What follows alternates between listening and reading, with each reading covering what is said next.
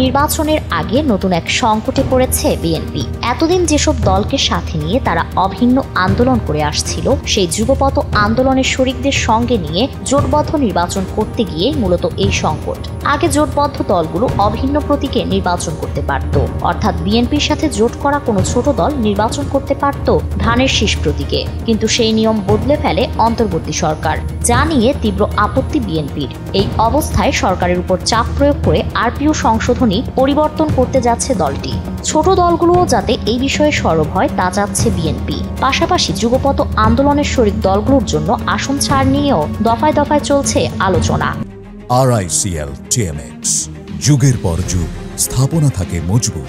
BNP নেতারা বলছেন, শরিক দলগুলোর প্রত্যাশা অনুযায়ী আসন ছাড় নিয়ে আলোচনা যেমন জটিলতা তৈরি করেছে, তার চেয়েও বড় সমস্যা হলো নিজস্ব প্রতীকে ভোট করার বিধান। বিএনপির শীর্ষ নেতাদের মতে, ছোট দলগুলো নিজেদের প্রতীকে নির্বাচন করলে তাদের জেতা কঠিন হবে, এতে রাজনৈতিক প্রতিপক্ষ সুবিধা পাবে। তাই বিএনপি আগের মতোই প্রতীক নির্বাচনের স্বাধীনতা ফেরত চায়, যাতে শরিক দলগুলো বৃহৎ দলের প্রতীক ব্যবহার করে জয়ের সম্ভাবনা বাড়াতে পারে। নিবন্ধিত ছোট দলগুলোর মধ্যেও একই রকম উদ্বেগ দেখা দিয়েছে। তারা মনে করে জোটের বড় দলের প্রতীকে ভোট করার সুযোগ কেটে দেওয়ায় তাদের জেতার সম্ভাবনা কমে গেছে। বিএনপির নেতারা প্রকাশ্যে বলেছেন যে ছোট দলগুলোর প্রতীকের পছন্দকে তারা গণতান্ত্রিক অধিকার হিসেবে দেখে এবং এ বিষয়ে যদি ছোট দলগুলো কোনো উদ্যোগ নেয়, বিএনপি তাদের পাশে থাকবে। রাজনৈতিক পর্যবেক্ষকদের মতে এই সংশোধনী জোট রাজনীতির গতিশীলতা কমিয়ে দেবে এবং বাস্তবে সবচেয়ে বেশি ক্ষতিগ্রস্ত হতে পারে বিএনপি। আগে জোটবদ্ধভাবে নির্বাচনে অংশ নিলে শরিকরা যে কোনো দলের প্রতীকে ভোট করতে পারত। যেমন 2018 নির্বাচনে জাতীয় ঐক্যফ্রন্টের বহু প্রার্থী বিএনপির ধানের শীষ প্রতীকে প্রতিদ্বন্দ্বিতা করেছিলেন। বিএনপি সেই বিধানই বহাল রাখতে চেয়েছিল, কিন্তু জামায়াতে ইসলামী চাইছিল জোট করলেও প্রত্যেকের নিজ নিজ প্রতীকে ভোট করুক।